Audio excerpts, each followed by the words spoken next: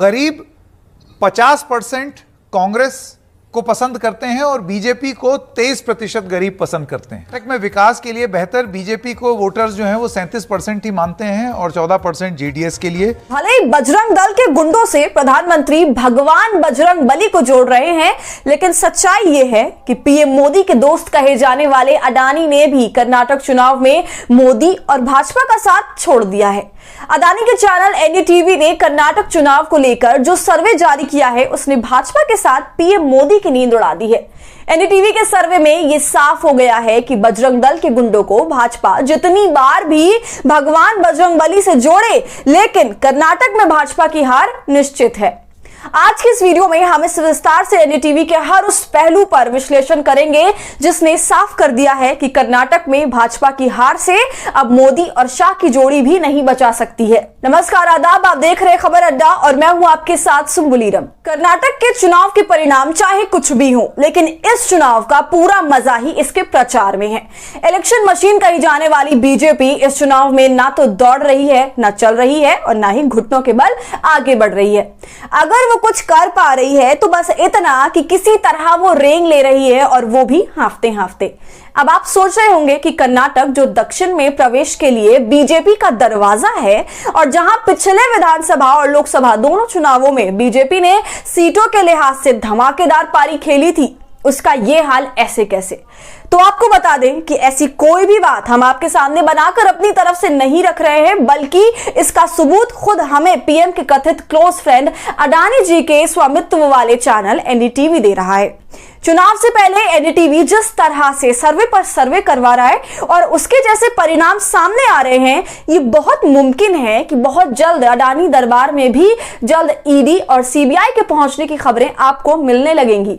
तो अब सवाल उठता है कि ऐसा क्या विस्फोट एनडीटीवी वालों ने बीजेपी के खिलाफ कर दिया है कि हम उसे अडानी की बगावत कहने पर तुले हुए हैं। तो आपको बता दें कि कर्नाटक में मतदान से पहले जो सवाल सर्वे के रूप में एनडीटीवी पूछ रहा है, उसमें सवाल भाई भतीजावाद पर है, भ्रष्टाचार पर है, धार्मिक सद्भाव और सामाजिक ताने बाने पर है। और इन तमाम सवालों के जो जवाब आए हैं वो सब बीजेपी के खिलाफ है। खिलाफ भी कोई थोड़ा बहुत नहीं, बल्कि पूरी तरह से। सरकार से लेकर सीएम की पसंद तक सभी में कांग्रेस सबसे आगे है। बीजेपी के बड़े बड़े भी कांग्रेस के उम्मीदवारों के सामने पानी तक नहीं मांग पा रहे हैं। अब एक एक करके सवाल सुनिए और उसके जवाब में जो करंट बीजेपी को 13 मई को लगने की संभावना है उसके बारे में सोचिए।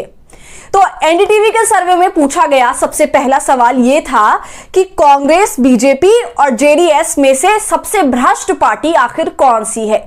इस सवाल के जवाब में जो आंकड़े सामने आए उसमें जनता का मत यह कहता है कि प्रदेश की सबसे भ्रष्ट पार्टी बीजेपी है। जी हां, करीब 60% लोगों का यह मानना है कि बीजेपी सबसे भ्रष्ट पार्टी है, जिसके बाद 35% वोट कांग्रेस के खिलाफ, यानी कि 35% लोगों के लिए कांग्रेस भ्रष्ट है, तो केवल 3% लोगों ने ही जेडीएस को भ्रष्ट माना है।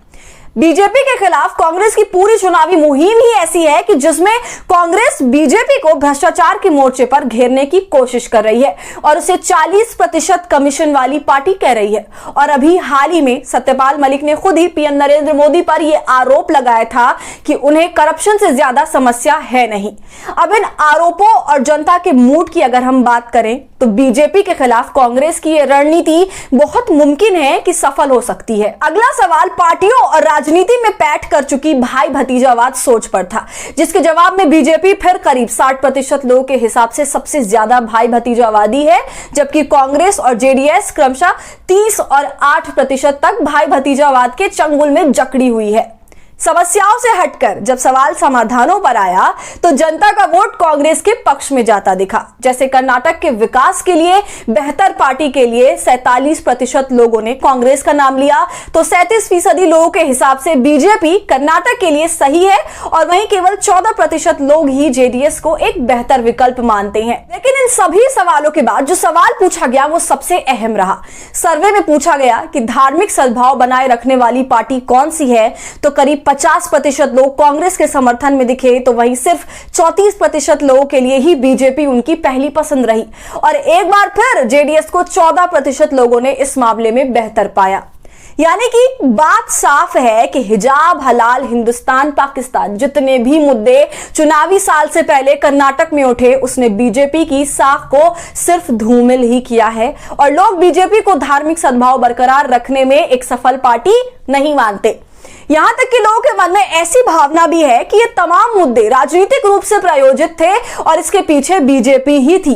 और यही कारण है कि जिस बीएस येदियुरप्पा को चेहरा बनाकर बीजेपी कर्नाटक में इस बार बलि का बकरा बना रही है, वो खुद सीएम की रेस में कर्नाटक के लोगों के बीच कोई खास लोकप्रिय स्थान नहीं रखते। मौजूदा सीएम बसवराज बोम्मई 22% लोगों के हिसाब से बेहतर विकल्प हैं, लेकिन सबसे अधिक लोगों ने कांग्रेस के सिद्धारमैया को अपना सीएम चॉइस माना, जो कि 40% लोगों का मत है। इन तमाम सवालों के जवाब को यदि हम देखें तो हर मोर्चे पर आज कर्नाटक के लिए कांग्रेस बेहतर विकल्प बनकर उभर रही है और इसकी तस्दीक अब खुद अडानी जी का एनडीटीवी भी कर रहा है। और ये कोई पहली बार नहीं है जब धन्ना सेठ के कब्जे वाले चैनल ने यह कहा हो कि कर्नाटक में उतरने से पहले बीजेपी को कुर्सी की पेटी बांध लेनी चाहिए, क्योंकि मौसम उसके लिए बिगड़ा हुआ है। अभी 2 हफ्ते पहले हमने एबीपी न्यूज का वो सर्वे भी आपके सामने रखा था जिसमें बीजेपी कांग्रेस से पिछड़ती नजर आई थी। तो एनडीटीवी के सर्वे पर क्या है आपकी राय, हमसे कमेंट सेक्शन में जरूर साझा कीजिए। और हमारी फ्री जर्नलिज्म को आपके सपोर्ट की जरूरत है, वो तभी होगा जब आप जितना ज्यादा थैंक्स के बटन का इस्तेमाल करेंगे और इससे हमारी हौसला अफजाई करेंगे। साथ ही अगर अब तक आपने खबर अड्डा को यूट्यूब पर सब्सक्राइब नहीं किया है तो इसे अभी कर लीजिए।